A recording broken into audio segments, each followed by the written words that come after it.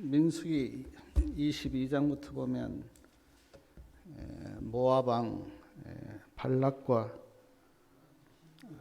미디안 선지자 발람 사이에 벌어진 일에 대해서 쭉 기록되어 있습니다. 많이 들어서 아는 말씀인데 이 이야기를 좀 이렇게 우리가 살피면서 몇 가지 영적인 교훈을 이 시간 함께 받았겠습니다. 민수기 22장 1절에 보면 이스라엘 백성들이 모압 평지에 그렇게 진을 쳤습니다. 말씀해 보니까 요단 건너편 여리고 맞은편이었더라 그렇게 말씀하신 걸 보면 이스라엘 백성들이 거의 다 이제 가나안 땅 근방에 온 거예요. 자, 그런데 그 모압 왕 발락이 이스라엘 백성들이 뭐 아모리도 물리치고 또 여러 나라를 이렇게 물리친 것을 이렇게 듣고 이제 두려운 겁니다. 마음이 굉장히 두려웠어요. 그래서 그 모압 장로들을 이제 누구에게 보내냐면 이 미디안 선지자 발람에게 이렇게 보내면서 한 민족이 애굽에서 나왔는데 지금 우리 맞은편에 와 있다고. 내가 이렇게 소문을 듣다 보니까 그들이 우리보다 더 강하다고. 그래서 우리가 요청을 하는데 우리에게 와서 이스라엘 백성들을 저주하라고. 그래서 내가 그 이스라엘 백성들을 이겨 이 땅에서 내가 그들을 몰아내겠다고. 그대가 복을 비는 자는 복을 받고 그대가 저주하는 자는 저주를 받을 줄을 내가 안다고 그렇게 사람들을 보내서 이 발람에게 그런 이야기를 합니다. 이스라엘 백성들을 저주 좀 해달라고 그렇게 부탁을 해요. 미디안 선지자 발람에게 그렇게 부탁을 합니다. 이 부탁을 제가 이렇게 묵상하면서 내 마음속에 떠오른 게 하나님께서 인도하는 이 백성들을 저주하라 그렇게 부탁한 이 부탁이 참 저로서는 아주 어리석은 부탁처럼 그렇게 느껴졌어요. 생각해 보십시오. 이스라엘 백성들을 저주해 달라고 부탁하는 그것도 선지자에게 그게 얼마나 어리석은 요청입니까? 제가 이 말씀 이렇게 생각하면서 하나님이 누구신가를 모르면 하나님을 모르면 이런 어리석은 부탁을 하는구나. 지금 모압 왕 발락이 하나님이 누구신가를 모르니까 지금 선지자에게 이스라엘 백성들 좀 저주해 달라고 그렇게 부탁한 부탁을 보면서 하나님이 누구신가를 모르면 이런 어리석은 요청도 하는구나. 우리가 지금 세상 사람들 가운데 있잖아요. 저도 믿지 않는 형제들도 있고 친척들도 있고 친구들도 있기 때문에 가끔 이런 요청을 받아요. 안식일에 한 번만 빠지고 어디 좀 가자. 나와 함께 한 번만 좀 죄를 지어도 그냥 눈 감아 달라. 거짓말을 해서 내 편을 좀 들어달라. 그런 요청을 해요. 어디 좀 가자. 그리고 나와 함께 이것 좀 하자. 그렇게 요청을 해요. 왜냐하면 하나님이 누구신가를 모르기 때문에. 모압 왕 발락이 하나님을 모르니까 이스라엘을 저주해달라고 그렇게 발람에게 부탁한 그 어리석은 부탁처럼 세상 사람들도 하나님을 모르니까 우리에게 한 번만 눈 감아 달라고. 그러면서 뭐 안식일에 놀러 가자, 또 어디에 가자, 또 뭐 거짓말을 해서 우리가 뭘 해보자. 하나님이 누구신가를 모르기 때문에. 아마 성도님도 그런 부탁을 받은 적이 있을 거예요. 그러나 제가 좀 마음에 안타까운 거는 이런 세상 사람들의 부탁에 넘어가는 그런 그리스도인들도 있잖아요.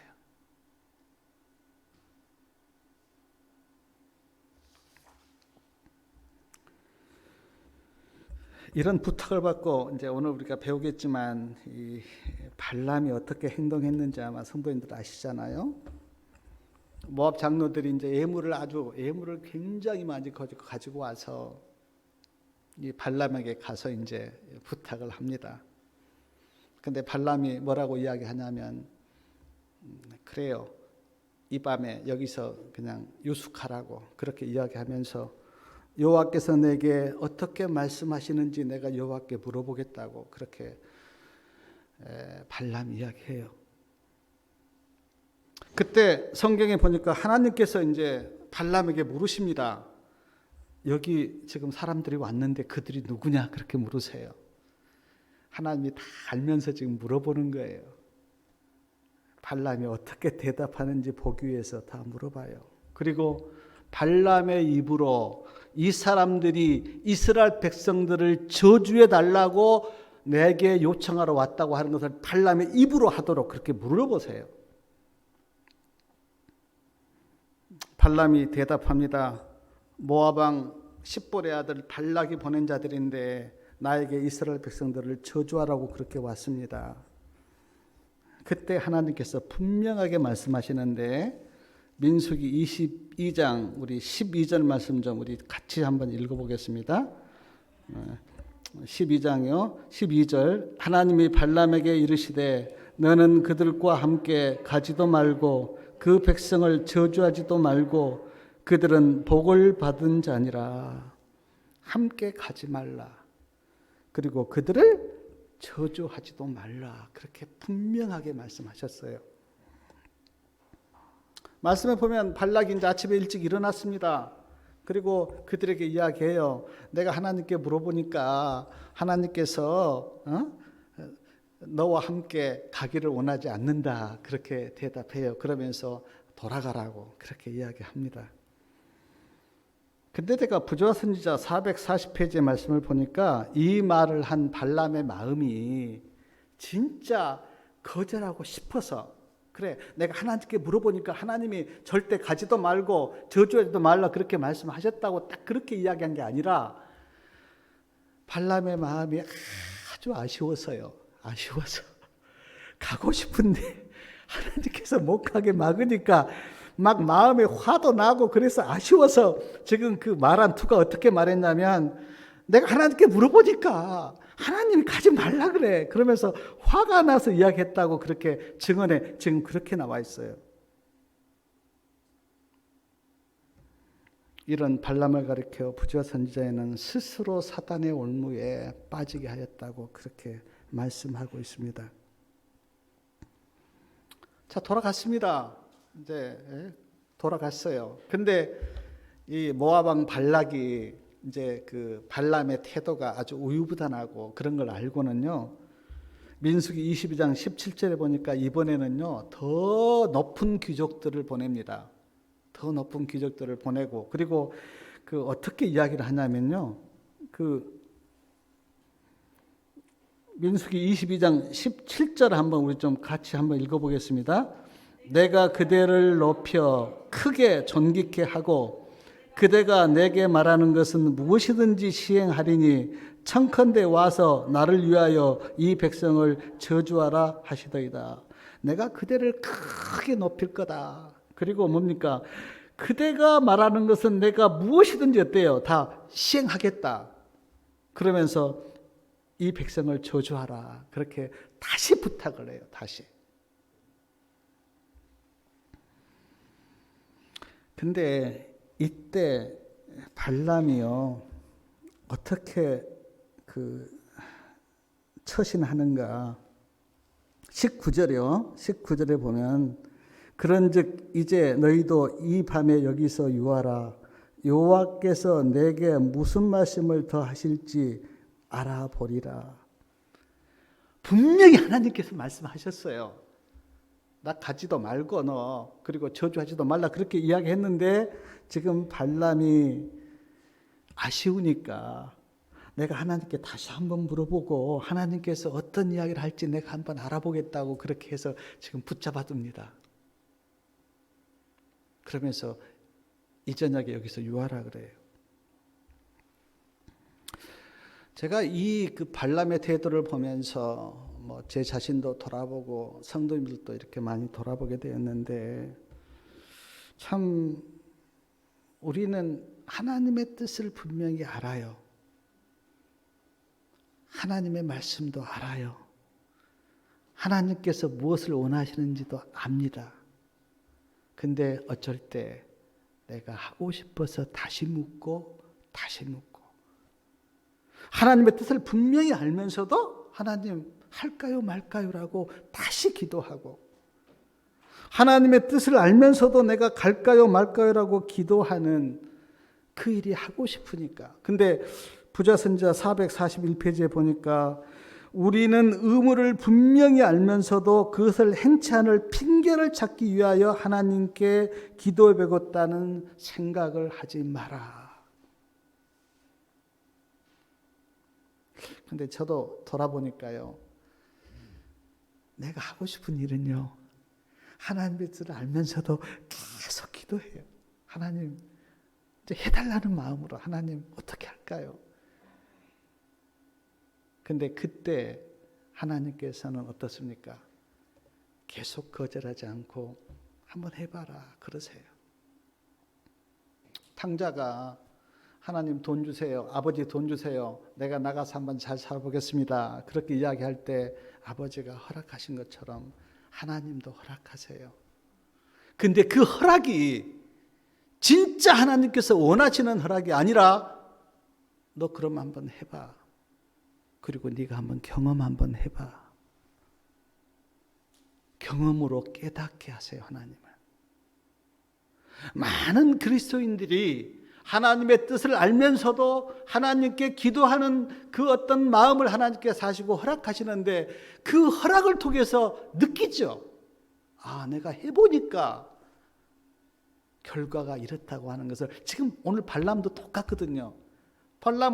발람이 막 가고 싶어 하니까 하나님께서 분명히 이야기했는데도 발람이 가고 싶어 하니까 하나님께서 허락하세요. 근데 발람이 갑니다. 근데 가면서 여호와의 사자를 만나고 가서 또 어떻게 했는지 발람이 아주 깊이 깨닫고 나중에는 까탈하게 돌아가잖아요. 우리도 우리 삶 속에서 분명히 하나님의 뜻을 알면서도 우리가 고집 피우고 막 계속 주장하면 하나님께서 허락하시는데 그 허락이 하나님이 기뻐서 하는 허락이 아니라 너 한번 경험해봐. 그리고 경험으로 한번 깨달아봐.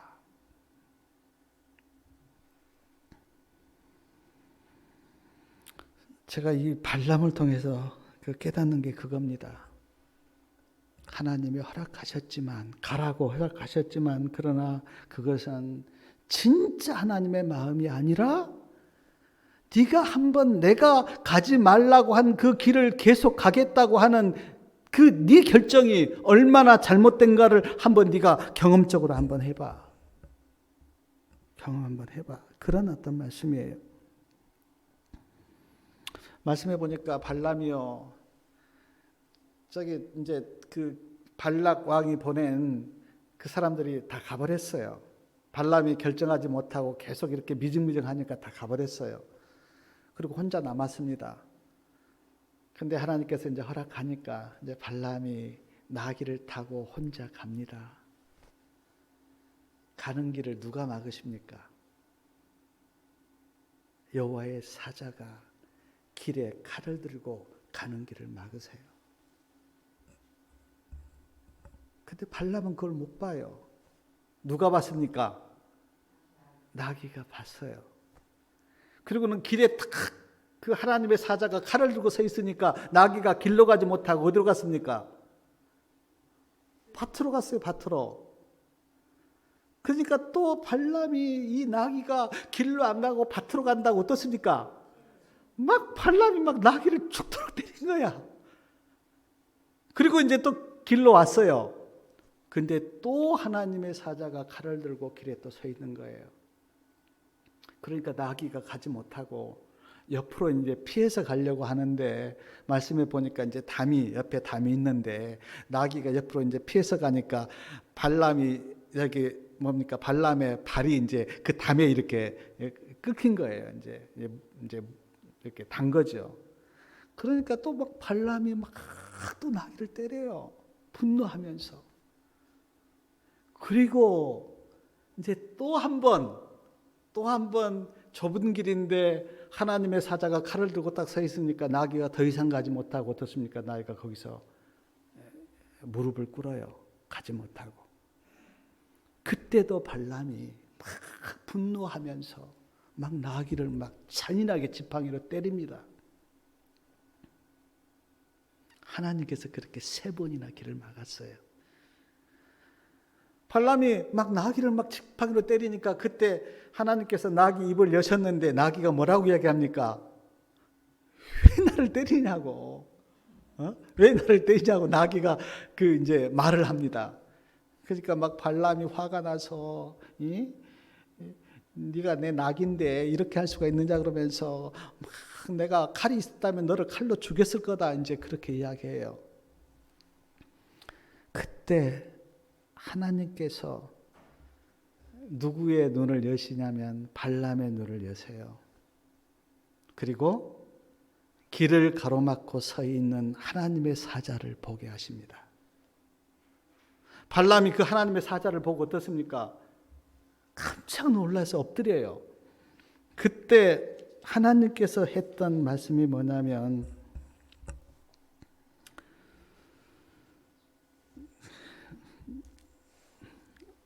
민수기 22장 31절부터 33절까지 말씀을 한번 읽어보겠습니다.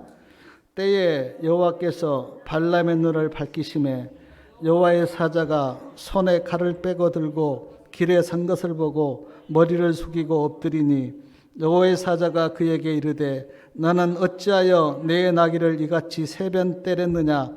보라, 내 길이 내 앞에 패역함으로 내가 너를 막으려고 나왔더니 나귀가 나를 보고 이같이 3번을 돌이켜 내 앞에서 피하였느니라. 나귀가 만일 돌이켜 나를 피하지 아니하였다면 내가 벌써 너를 죽이고 나귀는 살렸으리라. 여호와의 사자가 발람에게 하는 이야기예요. 내가 길을 막고 서 있었고 그래서 나귀가 피해서 그렇게 갔는데 왜 나귀를 3번이나 때렸느냐? 만약에 나귀가 피하지 않았다면 어때요? 너는 죽었을 거다. 너는 내 손에 죽었을 거다. 나귀가 피하였기 때문에 네가 살았다라고 이야기해요.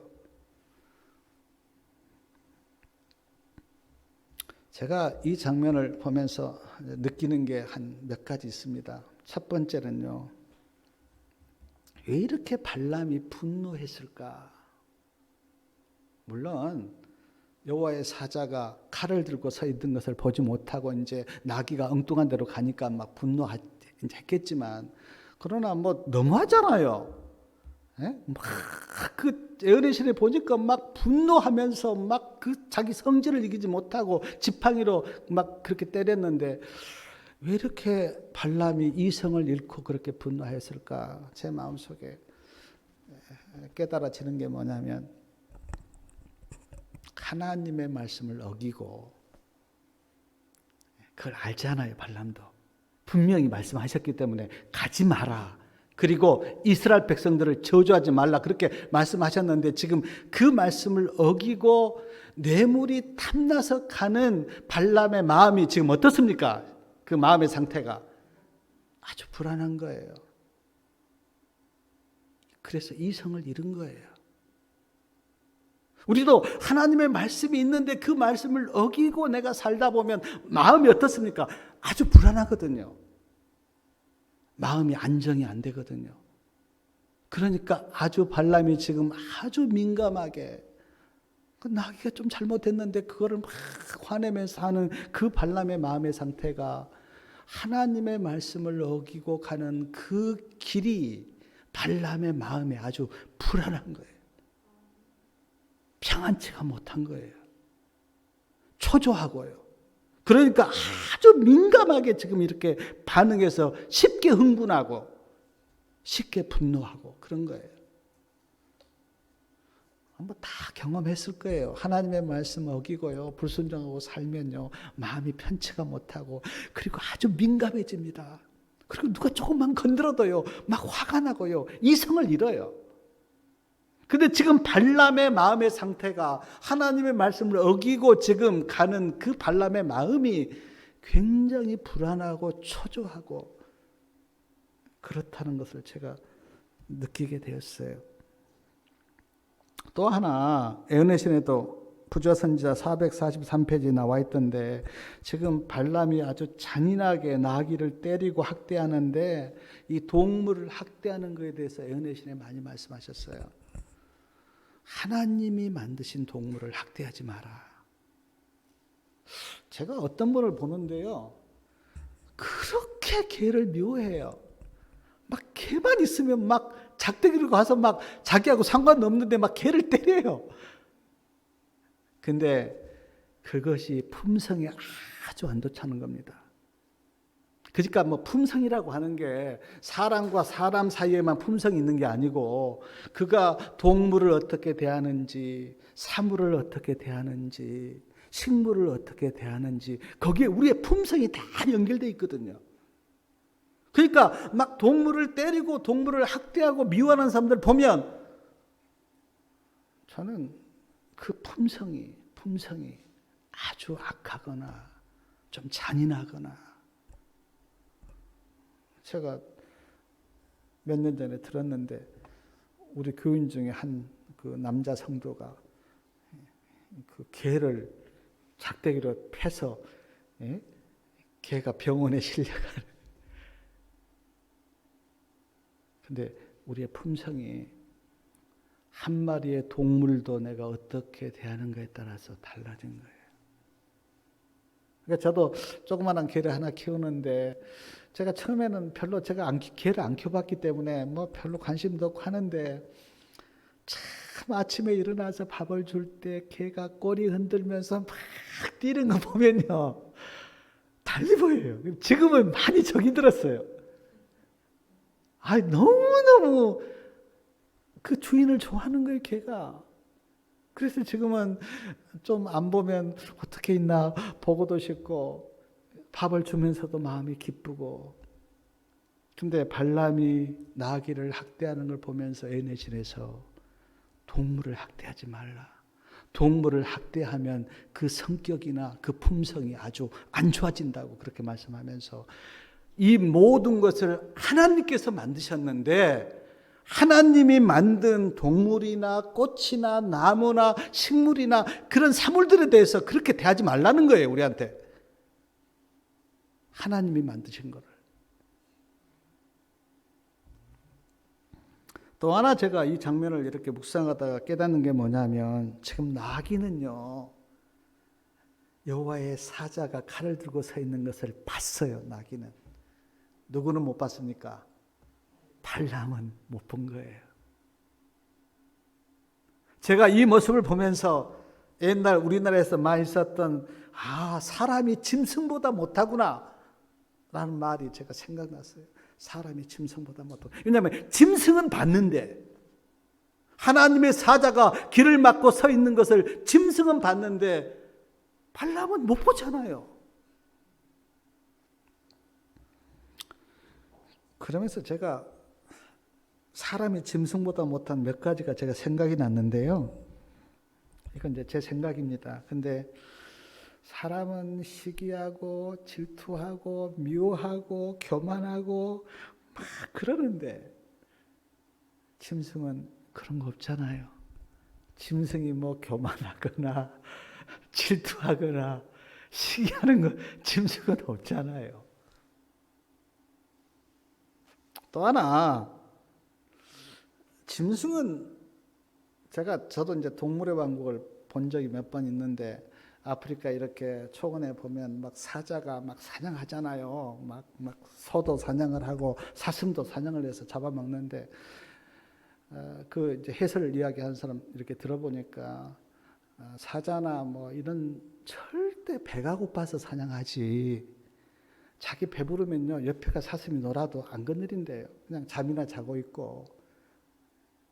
그러니까 동물들이 사냥하는 그 사냥은 참 생존하기 위해서 배고프니까 그렇게 하는 건데 사람이 사람 죽이는 것은 그건 아니잖아요.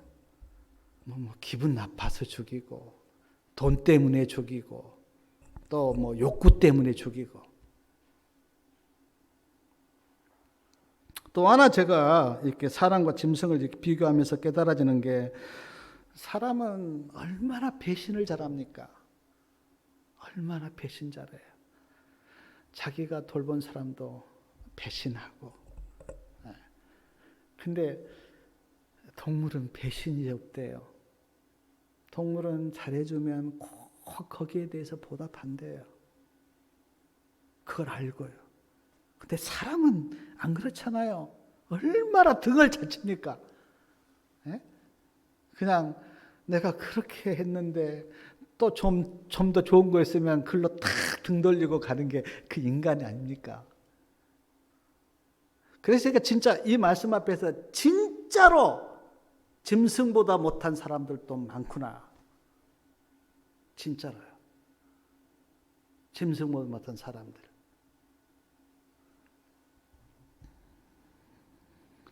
또 하나 제가 오늘 그 발람을 보면서 깨닫는 게 뭐냐면 하나님께서 분명히 가지 말라고 말씀하셨어요.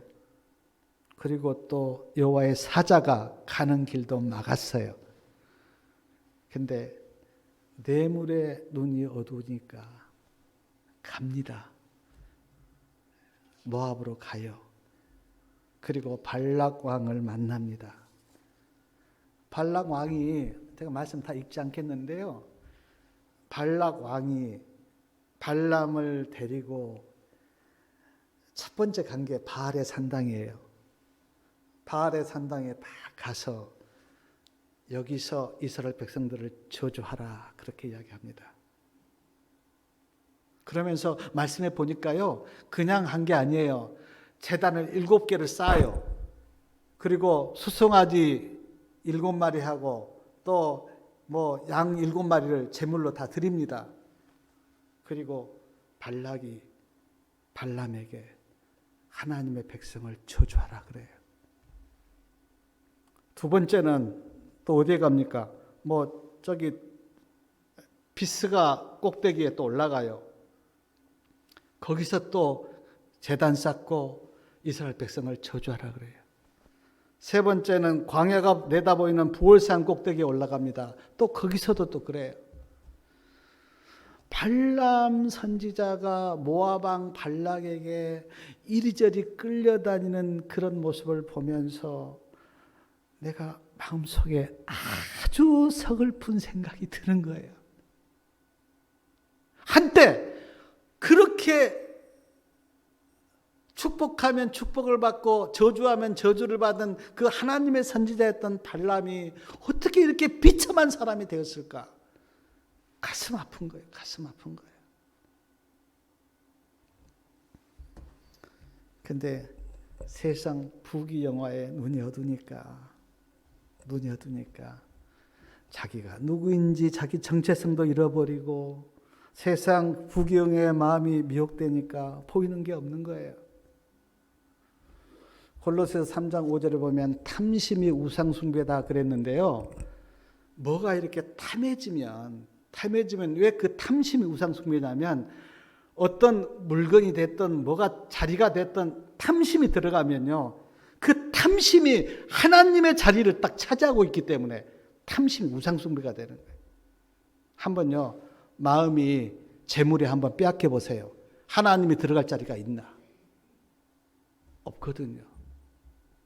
하나님의 자리에 그거이 딱 자리 잡고 있으니까 그게 우상숭배가 되는 거예요. 근데 성경에서 이 발람에 대해서 어떻게 말씀하고 있는지 제가 한 말씀만 좀 찾아보면 베드로후서 좀 말씀 좀 찾아보십시오. 베드로후서 2장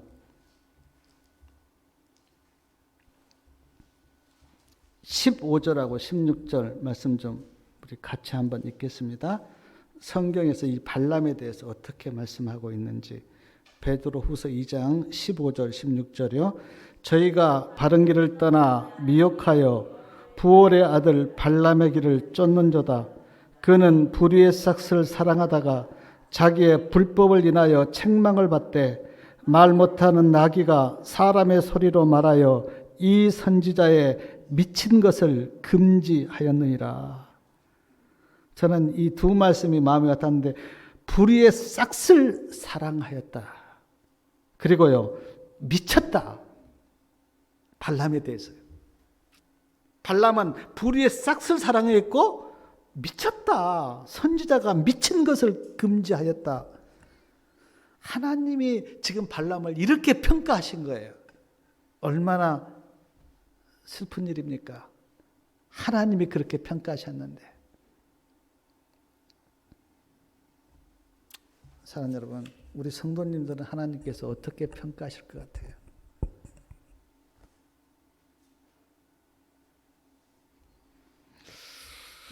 또한 민수기 22장부터 이렇게 보면 여러 번 노래가 나와요. 노래가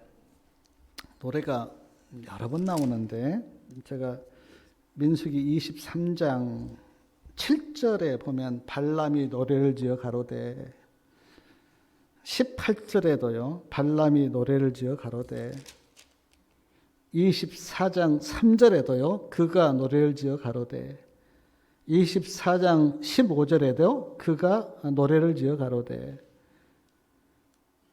20절이요 아말렉을 바라보며 노래를 지어 가로되, 21절 가인 족속을 바라보며 노래를 지어 가로되, 23절 또 노래를 지어 가로되, 계속 노래를 지어 가로되, 노래를 지어 가로되, 노래가 여러 번 나옵니다. 그때 발락 왕이 발람을 이제 이리저리 끌고 다니면서 이스라엘 백성들을 저주하라 그렇게 끌고 다녔어요.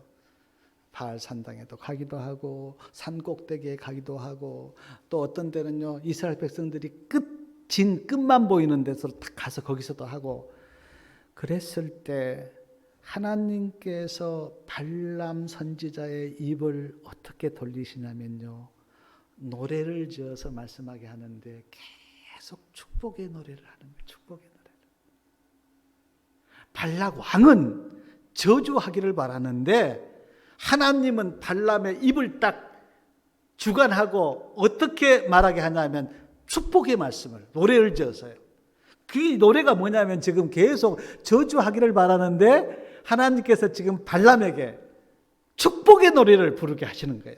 근데 그 축복의 노래를 제가 몇 말씀만 좀 읽어보면은요, 민수기 23장 8절 말씀을, 이제 이게 지금 첫 번째 축복의 노래인데 그 노래 중에 있는 데가 한 대목만 읽을게요. 하나님이 저주치 않으신 자를 내 어찌 저주하며 여호와께서 꾸짖지 않으신 자를 내 어찌 꾸짖을꼬. 두 번째 노래 중에 19절 말씀이요. 민수기 23장 19절 말씀 우리 좀 같이 한번 읽겠습니다. 하나님은 인생이 아니시니 시건치 않으시고 인자가 아니시니 후회가 없으시도다. 어찌 그 말씀한 말을 행치 아니하시며 하신 말씀을 실행치 않으시랴. 세 번째 노래 중에서 24장 5절 6절 말씀 좀 우리가 같이 읽겠습니다. 야곱이여 내 정망이, 이스라엘이여 내 거처가 어찌 그리 아름다운고, 그 벌어짐이 골짜기 같고 강가의 동산 같으며 여호와의 심으신 침 향목들 같고 물가의 백향목들 같도다. 계속 이렇게 축복하신 거예요. 그러면서 이제 이스라엘 백성들을 계속 축복합니다. 그리고 20절, 민수기 24장 20절 보니까 아말렉을 바라보며 노래를 지어 이렇게 불렀는데 그것은 계속 멸망을 선포한 거예요. 멸망. 20절 민수기 24장 20절 제일 끝에 보니까 종말은 멸망에 이르리로다. 21절에 가인 족속을 바라보며 노래를 지어 불렀는데 그 노래의 끝이 아슈르의 포로가 되리로다. 23절부터 또 노래를 지어 가로되 24절 끝에 보니까 그도 멸망하리로다. 이스라엘 백성들을 축복하고 아말렉이나 가인 족속이나 모압이나는 다 지금 멸망을 이렇게 선포하신 거예요, 하나님께서.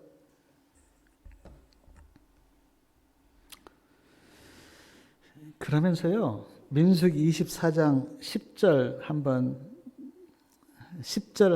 민수기 24장 10절 우리가 좀 같이 한번 읽어보겠습니다. 발락이 발람에게 노하여 손뼉을 치며 발람에게 말하되 내가 그대를 부른 것은 내 원수를 저주하라 함이거늘 그대가 이같이 3번 그들을 축복하였도다. 예, 보니까 막 노하여요.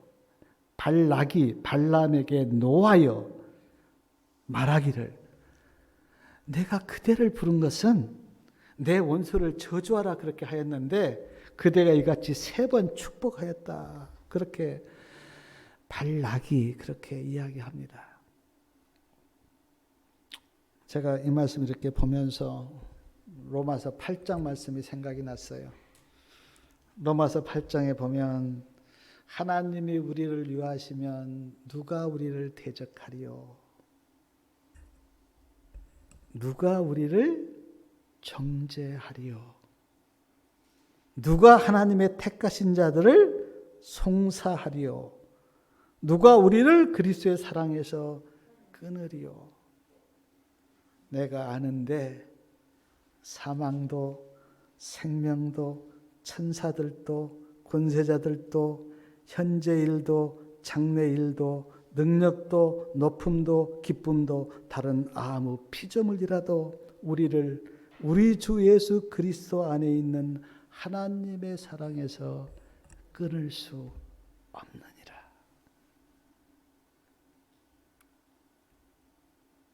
사도 바울이 로마 교인들에게 편지하고 믿음으로 말미암은 의를 쭉 이야기하면서 누가 우리를 정죄하겠느냐? 누가 우리를 대적하겠느냐? 누가 우리를 송사하며 누가 우리를 그리스도의 사랑에서 끊겠느냐? 아무도 우리를 대적할 수 없고 우리를 하나님의 사랑에서 끊을 수 없고 저는 인간이 어떤 위험을 만나면 겁이 나죠. 지금 코로나 때문에 온 지금 세계가 다 굉장히 두려워하고 있는데 겁을 나죠. 자기 생명을 자기 것이라고 생각하면 진짜 두렵습니다. 죽음이 굉장히 두려워요. 저는 개인적으로 내가 죽음을 이길 수 있는 말씀을 저는 어떻게 붙잡았냐면 나는 죽었다. 나는 없다. 사도 바울이 이제 내가 사는 것은 그리스도가 내 안에서 산다 그렇게 말씀하셨는데 나는 없다. 나는 이미 주님 안에서 죽었다. 이제는 내 안에서 주님이 사신다. 그러니까 내 생명에 대한 애착이나 두려움이 나는 많이 없어요. 하나님이 부르시면 가고 하나님이 살게 하시면 살고 어떤 내 생명이 두려워서 막 세상 사람 앞에서 떨면서 믿음으로 살지 못한 사람들 보면 나는 정말 예수님을 믿고 있는 건가? 저는 제가 신앙하면서 순교자들에 대한 말씀을 이렇게 읽을 때마다 저는 진짜 부끄러워요. 내가 지금 60 넘어서 살고 있는 이것도 감사하면서도 한쪽으로는 하나님 내가 하나님을 위해서 죽을 수 있는 길이 있다면 그것도 영광이겠습니다. 전적으로 주님께 맡기고 믿음으로 의탁하고 살면 뭐가 그렇게 두렵습니까? 나는 없는데 내가 살지 않고 내 안에서 주님이 사시는데 뭐가 그렇게 두렵고 뭐가 그렇게 내 인생에 대한 애착이 많습니까? 그렇다고 내 인생이 그렇게 사라집니까? 저는 제가 이렇게 본 몇 분 사람들의 그 돌아가신 걸 보면서 제 마음속에 깊이 깨달은 게 아무리 자기가 살려고 몸부림을 쳐도요. 어떤 인생이 딱 다니까요. 이상하게 돌아가시더라고요. 이상하게. 근데 진짜 나를 딱 맡기고 믿음으로 살면 그를 하나님께서 보호하시고 그거 우리 다 느끼지 않습니까?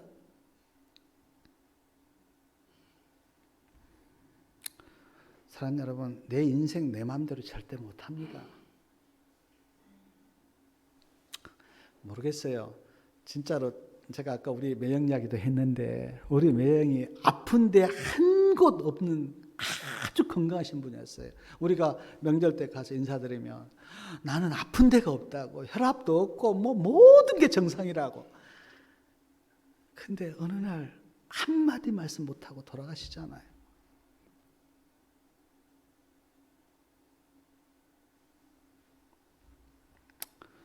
저는 별로 두려운 거 없어요.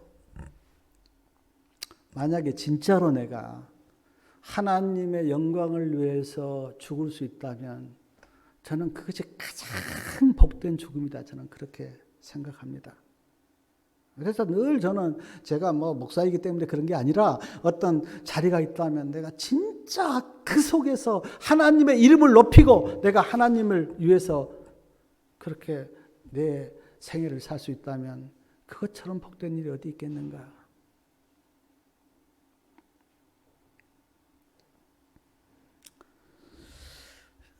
발람이요 죽는데 발람이 언제 죽은지 우리가 민수기 31장 8절 한번 우리가 좀 같이 한번 읽겠습니다.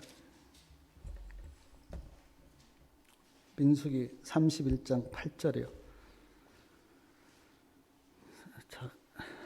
민수기 31장 8절 좀 같이 한번 읽겠습니다. 그 죽은 자 외에 미디안의 5 왕을 죽였으니 미디안의 왕들은 레이와 레겜과 수르와 후르와 레바이며 또 부올의 아들 발람을 칼로 죽였더라. 이스라엘 백성들이 미디안을 이렇게 격대할 때 그때 발람도 죽어요. 아주 비참하게 칼로 죽습니다. 칼로. 그렇게 세상 부귀영화를 얻으려고 몸부림쳤던 발람이 칼로 죽어요. 칼로. 누구에게요? 이스라엘 백성들에게. 인생이 이런 거예요. 저는 헤롯이 얼마나 그 왕이 되려고 왕을 그 자리를 가지고 있으려고 그렇게 막 괴락을 쓰면서 그렇게 했습니까? 근데 사도행전 가면 헤롯이 어떻게 죽습니까? 예. 충치에 죽어요. 충치에.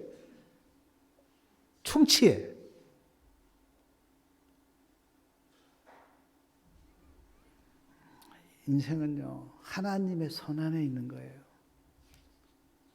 진짜 내 모든 것을 하나님께 딱 맡기고 믿음으로 살면 거기에 안식과 평강이 있는 거예요. 한번 내 인생을 내가 살아보려고 한번 몸부림쳐 보세요. 평강도 없고 안식도 없고요. 되는 것도 없어요. 그렇게 보면. 믿음으로 살지도 못하고. 사도 바울이 나는 그리스도와 함께 죽었다고. 이제는 내가 산 것이 아니고 내 안에 그리스도께서 사신다고 하는 그 고백을 우리가 마음에 새기고 정말 내가 내 모든 인생을 하나님께 맡기고 믿음으로 살면 얼마나 인생이 안식과 평강 가운데서 자유롭게 물론 조심해야 되죠. 내가 그러나 코로나 때문에 어디 가지도 못하고 갇혀 있으면 그게 얼마나 자유가 없습니까, 몸에. 그냥 믿고 하나님께 믿고 갈 때 가고 하나님 일을 하다 보면 하나님께서 지켜주실 걸 믿고 살면 그것이 얼마나 하나님께도 영광이고 나에게도 축복이 돼요.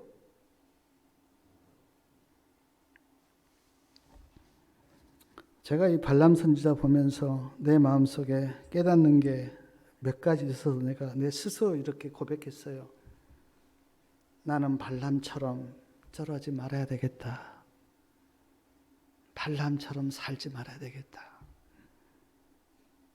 하나님의 뜻을 알면서도 그 세상 부귀영화가 탐내서 하나님 가게 해달라고 기도하고 또 여호와의 사자가 막으니까 그것도 그래서 가서 결국 하나님의 그 일도 못하고 이리저리 끌려다니다가 칼에 맞아 죽는 그런 발람처럼 나는 살지 말아야 되겠다. 하나님의 이름에 욕돌리는 그런 사람이 되지 말아야 되겠다. 얼마나 선지자로서 수치입니까? 한때는 하나님의 선지자였는데 제가 에어내신도 보니까 한때는 하나님의 선지자였다 그렇게 나오더라고요. 근데 선지자로서 얼마나 수치입니까? 세상 왕에게 이끌려 다니면서 이리저리 비유 맞추고 다니는 하나님의 선지자 얼마나 그게 수치입니까?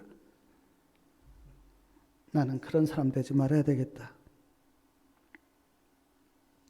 어떤 유혹이 있어도 믿음으로 마음을 내가 지켜야 되겠다. 발람은요, 유혹에 넘어가 버린 거예요. 마음이요. 발락 왕이 내가 당신이 원하는 거 무엇이든지 내가 해주겠다고 하니까 마음이 딱 넘어가 버리잖아요. 그러니까 마음이 넘어가니까 그의 삶도 넘어가죠. 어떤 유혹이 있어도 나는 내 마음을 내가 믿음으로 지켜야 되겠다. 사람이 살다 보면 유혹이 많이 있죠. 그러나 그 유혹을 내가 믿음으로 하나님 붙들고 내가 지킬 때 내 믿음이 지켜지는 것이지 마음이 뺏겨보세요.